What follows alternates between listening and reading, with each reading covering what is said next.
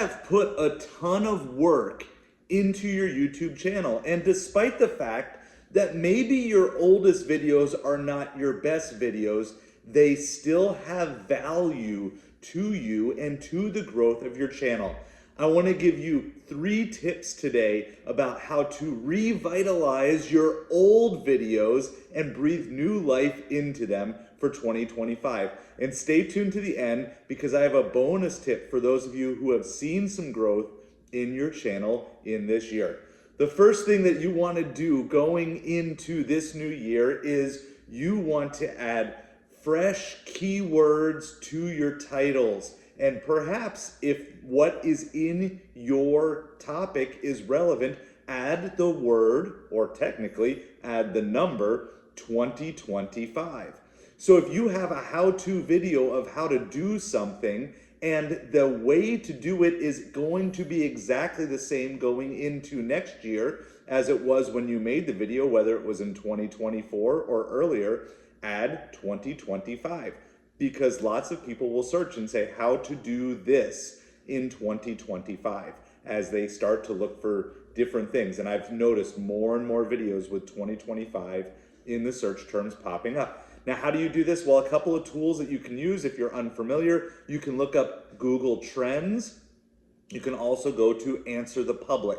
Both of those are places that you can go that will help you know and understand what are the most relevant keywords that will go with it. And as just a professional bonus tip to go along with this, don't forget to look at your description. Don't forget to look at whatever hashtags maybe you are using. Give everything a fresh revamp. Now, this could get a little tiresome, so don't feel like you have to take on every single video in a day, but go through, and I would suggest going through one video at a time and going through all these tips right from start to finish. The second thing is this, your thumbnails. You want to make sure your thumbnails are looking good going into the new year. What do you want to be looking for? Well, bold colors. You want to be looking for simple. A lot of thumbnails have way too much text on them. 1, 2, at most maybe 3 words. And use words that you're not already using in your title. You want it to be clean and maybe open a curiosity loop. So look at some other videos that are out there showing you great types of thumbnails that you can make, but you can blur something out to make it a little bit more curious. You can do a versus type of thing, but you want to clean up your thumbnails because new people are always coming on YouTube, and if they find your video, you want to give them the reason to click on it. So again, the pro tip there is build off your title and your topic. That way you're adding more information to help get that click as opposed to just repeating what's already there.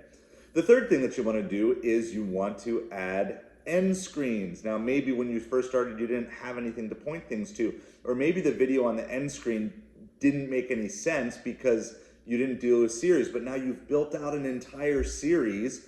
And so on your end screen, you can add things like a playlist that you want them to continue clicking through. Or maybe you just have the very next video in the series that wasn't made when you recorded video 1, but now many months down the road or years down the road, you've added it. So get those things in line. And so the pro tip I would recommend here is look through and maybe get organized in playlists first. And once you're organized in playlists, then you'll know exactly what video you want to direct people to next.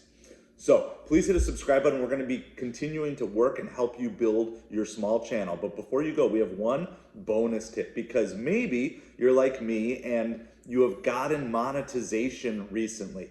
So in other words, you maybe now have AdSense revenue. We just unlocked that. And I'm right now making about 50 cents a day. Of course, I want that to go up.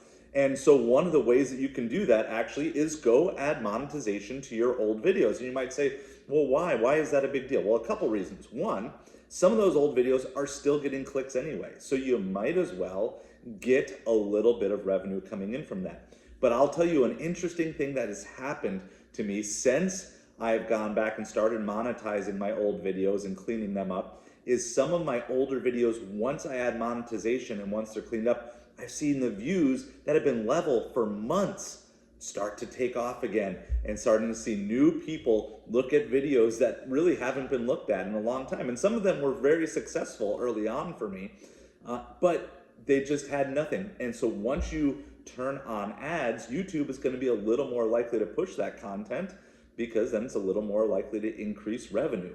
So go through, turn on ads, look at the different options. Not saying you have to do on every single video, but definitely look through those options. And then another pro tip to go along with this for your monetization is, remember, it's not just AdSense. Maybe since you published that video, you're like me, you have a Patreon, patreon.com/Asideofhustle. I'd want to make sure I have that in my description, so I got to go back and fix this. You want to, if you have memberships to your channel now, again, I didn't have channel memberships when I made lots of these videos, so I want to go back, add my channel membership link. Maybe you have affiliate links. And all these different things that you're going to want to do. And it's fine that they were that way when you made them. You did the best with what you have. But as you have more and more resources, you want to make sure that you're capitalizing everything from click all the way through to payout, that you are getting the most bang for your buck, the most virality out of your videos that you can possibly do. So try these tips out and let me know if you have anything else that you would recommend for smaller creators.